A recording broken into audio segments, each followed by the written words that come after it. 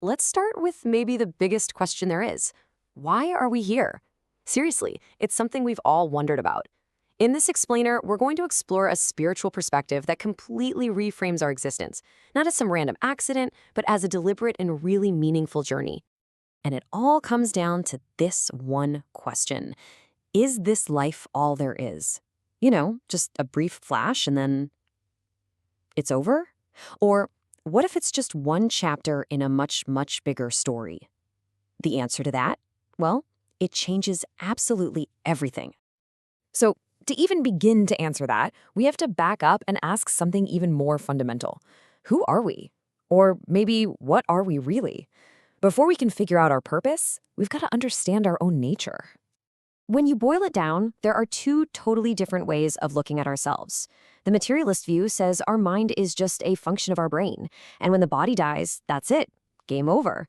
But the spiritual view offers a completely different take. Our body is just a temporary vehicle, a vessel, and our true self, our soul, is eternal. I think this quote just says it all.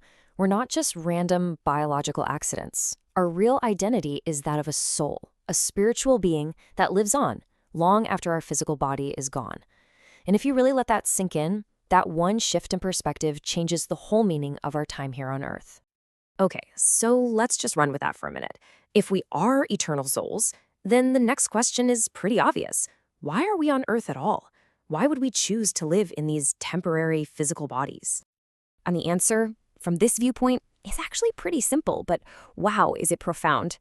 Earth isn't our forever home. It's a school, a temporary training ground that's designed for one thing, our spiritual growth. And this isn't some random trip either. It's a very deliberate cycle. See, in the spirit world, things can be so comfortable that we stop growing. We get stagnant. So we journey to Earth, a place with all its unique challenges, to have experiences we just can't get anywhere else.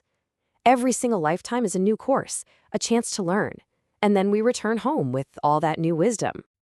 And this isn't a school you just graduate from in your 20s. Not at all. This perspective says every single stage of life has its own unique curriculum. The understanding you gain in your 50s is totally different from the wisdom you find in your 70s. There are even lessons that only make sense when you're in your 90s or even 100. Our whole life is the classroom. Now, this idea of life as a school, it's a beautiful concept, but it immediately brings up a pretty tough question, doesn't it? If life really is a school, why is the curriculum so incredibly painful sometimes? And this is really the make or break question for this whole philosophy. We all see and experience real suffering, and it's only natural to wonder why a purposeful, loving system would have so much pain baked into it. And we're talking about the hardest subjects in the classroom of life, right? The things that can just make everything feel random and cruel and completely meaningless. These are the experiences that really test our faith in any kind of benevolent plan. But this framework offers a huge shift in how we see them. What if these hardships aren't just random tragedies? What if they're actually lessons? The most difficult, maybe, but also the most important.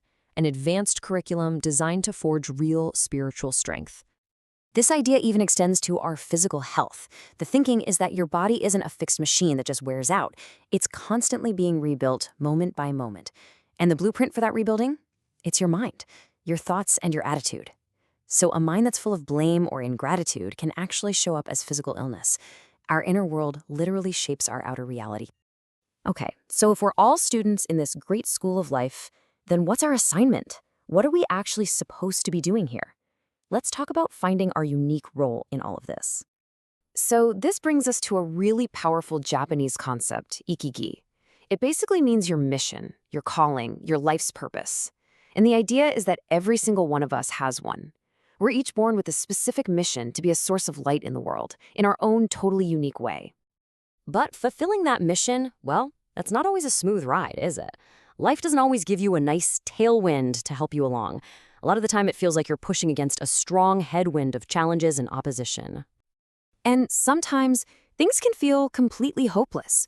The world outside just seems dark, and you can't see the path forward at all. It can feel like all the reasons not to keep going are piling up around you. So what's the answer in those moments? Well, when the world outside gets dark, the key is to look inward. the first step is to ask yourself, is the fire of my mission lit inside of me? Because that inner flame, that sense of purpose, is what gives you the light and the strength you need to keep going, no matter how bad the storm gets. And that brings us to the final part of this story. If Earth is just a temporary school, then where are we all going? What's the ultimate destination of this whole journey? This is such a comforting thought.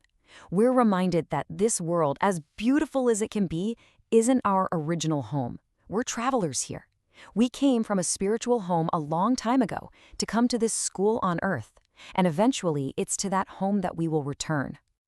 But here's a part of the journey that is so important to remember. You are never, ever walking this path by yourself. Even when you're here on Earth, feeling totally isolated, there's a deep and constant connection to the home you came from. And what is that connection like?